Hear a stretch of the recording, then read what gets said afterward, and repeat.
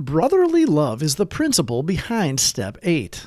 When we work the steps, we first develop a relationship with our higher power in the first 3. Then we clean up and clarify our relationship with ourselves. Finally, after working the first 7, we begin to look others in the eye as equals, not better than, not less than. We go with God, and every day is heaven on earth, living in peace with our fellows. Having learned to follow suggestions from those who have what we want is a blessing. We're going to start with the Serenity Prayer, and then we'll go into the daily reflections. If you or someone you know are questioning yourselves about whether or not you're an alcoholic or whether they are an alcoholic or drug addict, reach out. We can help you. You don't have to do it alone. God, grant me the serenity to accept the things I cannot change, courage to change the things I can, and the wisdom to know the difference. Grant me patience with the struggles that take time, and appreciation for all that I have, tolerance of those with different struggles, and the strength to get up and try again, one day at a time. August 18th. Getting well. Very deep, sometimes quite forgotten, damaging emotional conflicts persist below the level of consciousness. 12 Steps and 12 Traditions, pages 79 to 80.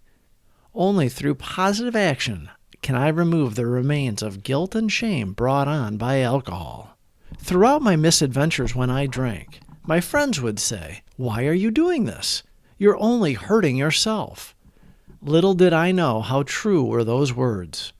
Although I harmed others, some of my behavior caused grave wounds to my soul. Step 8 provides me with a way of forgiving myself.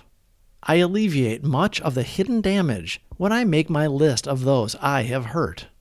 In making amends, I free myself of burdens, thus contributing to my healing.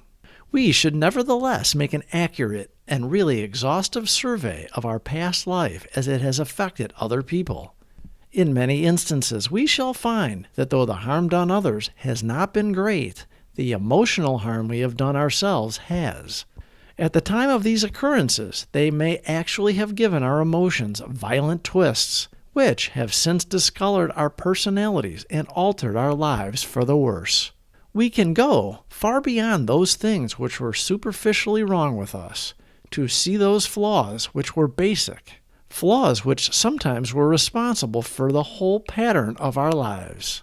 Thoroughness, we have found, will pay, and pay handsomely. We made a list of all persons we had harmed and became willing to make amends to them all. The action in Step 8 is making the list and detailing the harm. We often overlook the exact nature of our harms, which keeps us willfully ignorant as to the real problem.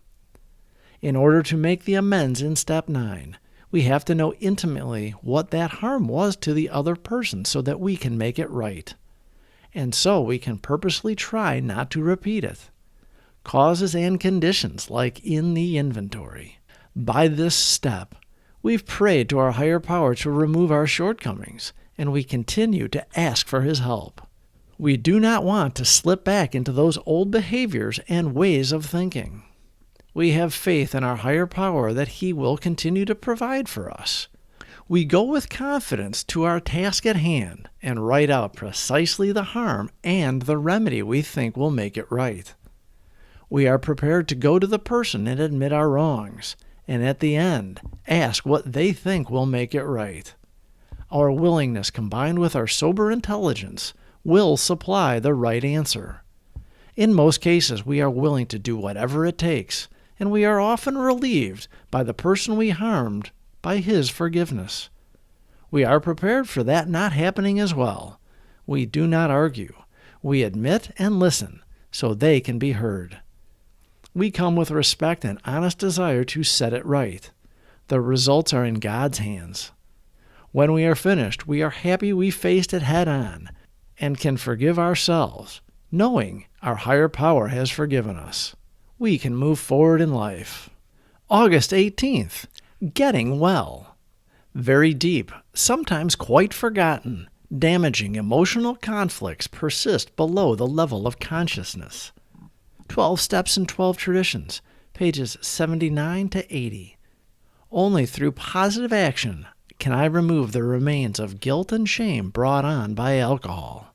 Throughout my misadventures when I drank, my friends would say, "Why are you doing this? You're only hurting yourself." Little did I know how true were those words. Although I harmed others, some of my behavior caused grave wounds to my soul. Step 8 provides me with a way of forgiving myself. I alleviate much of the hidden damage when I make my list of those I have hurt. In making amends, I free myself of burdens, thus contributing to my healing. Please subscribe for more videos. Thank you for watching.